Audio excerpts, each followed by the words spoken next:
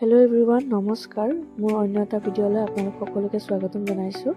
আজি পুৰীৰ ডে'টো আমি ইভিনিং সাগৰৰ পাৰলৈকে যাবলৈ ওলাইছোঁ। তো এয়া দেখিছে, গোটেই ফেমিলি আমি সাগৰৰ পাৰলৈকে গৈ আছোঁ। সাগৰৰ পাৰটোনো কেনেকুৱা হয় ইভিনিং সময়ত তাৰে পৰিৱেশটো চাবলৈ আহিলোঁ।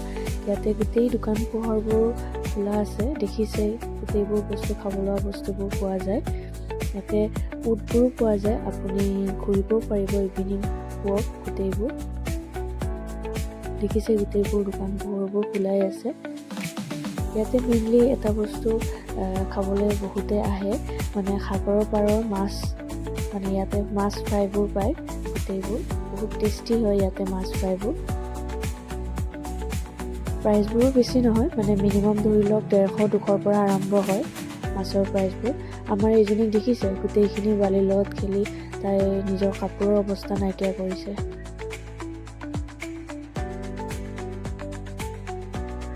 তাই আহি খুব ভাল পাইছে ইয়াতে।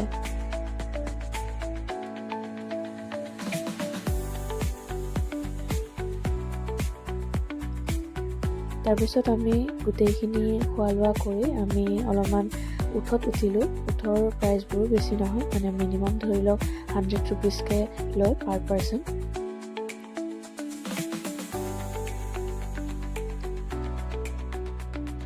ৰাতিৰ সময়ত অলপমান আন্ধাৰো হৈছে, গোটেইখিনি মানে পোহৰ হোৱা নাই। এইখিনি সময়ত ভিনদক ক'লোঁ যে পোহৰত অলপমান ভিডিঅ'টো শ্বুট কৰিবৰ কাৰণে, মানে কৰিলে।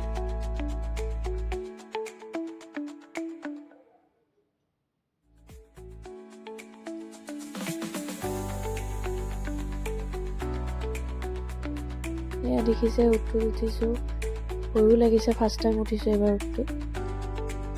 তাৰপিছত গোটেইখিনি সাগৰৰ পাৰখিনি ঘূৰাই আমাক লৈ আহিলে। যদি ভিডিঅ'টো চাই ভাল পাইছে তেতিয়াহ'লে লাইক, কমেণ্ট আৰু লগতে ছাবস্ক্ৰাইব কৰি দিওঁ। আজিলৈ আহিছোঁ, বাই বাই।